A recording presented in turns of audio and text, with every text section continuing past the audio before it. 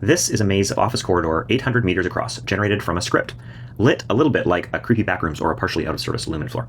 And this is a kind of lame orc in a peasant tunic that I made out of a superhero model and a hue shift. But let me back up.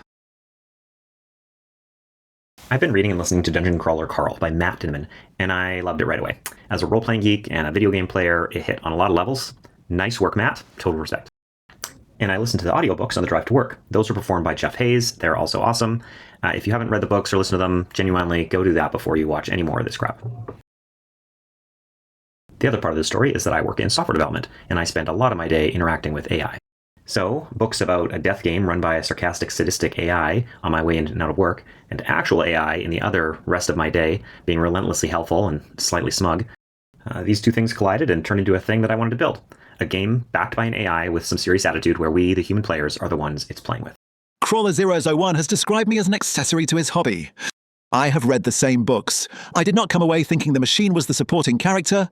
In much the same way, I'm not the supporting character in this project.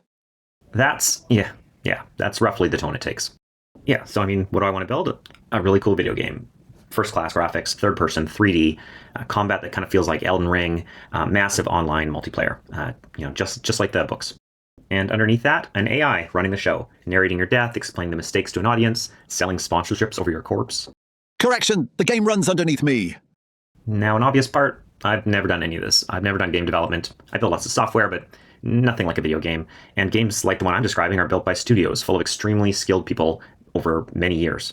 So I obviously figured I could cook something up cool in a few days. That was over a month ago. So honestly, here's where I've gotten to. There's a character that animates properly.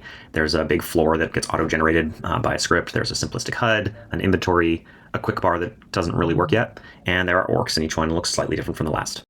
There's a combat system with attacks, there's stamina, there's health, there's damage and experience, there's some commitments and dodges, there's 97 skills, all inspired by the books, each sourced with an entry. There is also a document, 4,000 lines long, in which he explains each of these to himself. And of course, no one's played anything. That's not a joke. It's kind of just where we're at. It is a little bit of a joke.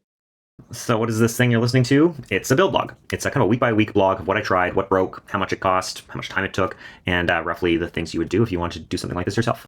So this isn't a tutorial. Most of what I've learned has come from making a bunch of mistakes and doing things wrong and blowing a couple days, so that might help somebody, or at minimum, it might entertain someone.